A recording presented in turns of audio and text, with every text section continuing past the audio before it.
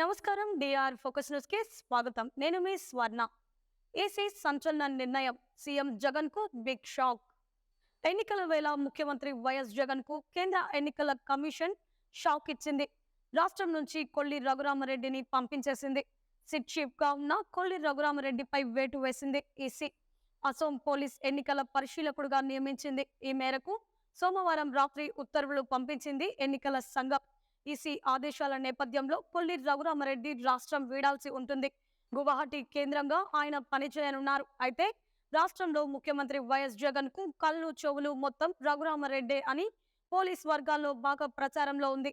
ఈ నేపథ్యంలో రఘురామరెడ్డిని ఎన్నికల సంఘం ఇతర విధులకు కేటాయించడం హాట్ డిస్కషన్ గా మారింది. అయితే రఘురామరెడ్డి నియామకాన్ని ఆపేందుకు వైసీపీ కీలక నేతలు తీవ్రంగా ప్రయత్నించారట. కానీ అది సాధ్యమకపోవడంతో వైసీపీ నేతలు నైరాశ్యంలో ఉన్నారట.